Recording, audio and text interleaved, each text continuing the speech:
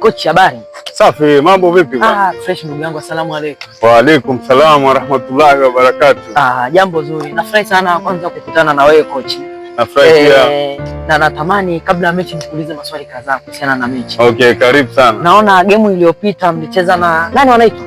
UDBS. UDBS. Naona mlishinda lakini ni kwa tabu sana maana game ilikuwa compact. Naona mmewaacha kwa point moja tu. Ni point moja, yes. Kwa na range hapo. Sasa watu wengi naona leo wanatamani kupata chochote, neno lolote, strategy gani wewe umeiandaa kuelekea huu mchezo wa leo?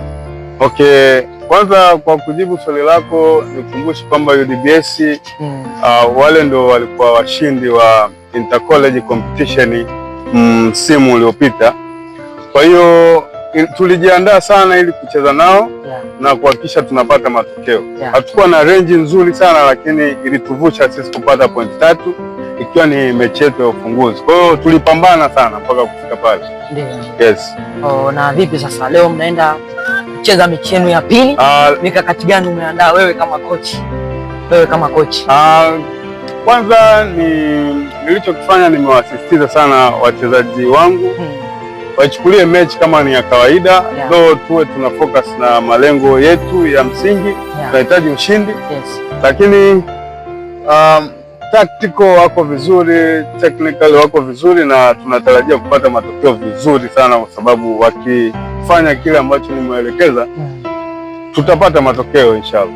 Okay, mimi mwenyewe natakia mechi njema lakini nina imani kabla ya kuingia hapo umeshaongea na wachezaji wako. Najua kuna mambo mengi umewaambia, kuna vitu vingi umewafundisha. Sasa kama coach ni kitu gani unatarajia na unatamani uone kutoka kwa wachezaji wako? Mimi natamani kuona wachezaji wangu wakiwa wako na discipline ya mchezo, tumheshimu mpinzani, lakini pia defense iwe nzuri na nachotaka kukiona zaidi wakiwa nakifanya kwa accuracy ni attacking. Eneo la ushambuliaji nimewasisitiza sana wafanye vizuri, yani tusirushe air ball. Tunatakiwa tupate vikapu kwa sababu vikapu ndio vinatengeneza matokeo ya mchezo. Okay, lakini pia kitu kingine, moja ya kitu ambacho watu walikuwa wanatamani sana katika game iliyopita na UDBS ni kumuona Sora akiwa katikati ya dimba akiupiga mwingi, lakini niliangalia kota zote, kota ya kwanza mpaka ya 4, extra time na kadhalika, hakupata nafasi hata dakika 2. Wewe kama coach unaweza ukatuambia nini na leo? Asante sana. Ni swali zuri na ni swali ambalo limeulizwa sehemu tofauti tofauti. Sora kucheza sio Sora peke yake. Sikufanya substitution yoyote kwenye ile game kwa sababu niliona intensity ya mchezo, nimeona jinsi vile wanacheza na competition ilikuwa ngumu, ilikuwa tough game. That's why nikaona hakuna ambaye ana miss up majukumu ambayo niliwaachia. Nikaona game ishe vile na ilitupa matokeo, lakini kwa game ya leo tutarajie kuona mabadiliko mbalimbali.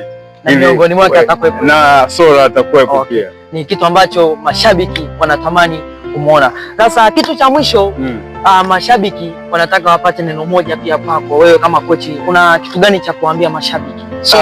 Kitu gani cha kuambia Swedi wamefanya intercollege?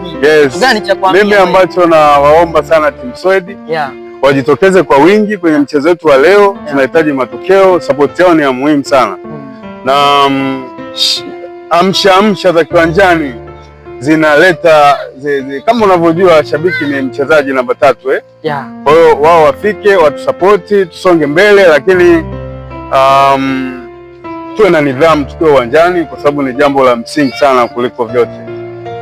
Karibuni sana, njoni kwa wingi tuje tushangilie team Swedi, School of Education. Bwana, huyo ni coach Giga, head coach wa Swedi akiwa msaidizi wake ni coach Beni. Coach at the same time player ndani ya game. Intercollege chuo kikuu cha Dar es Salaam. Karibu sana uenjoy basketball. Asante.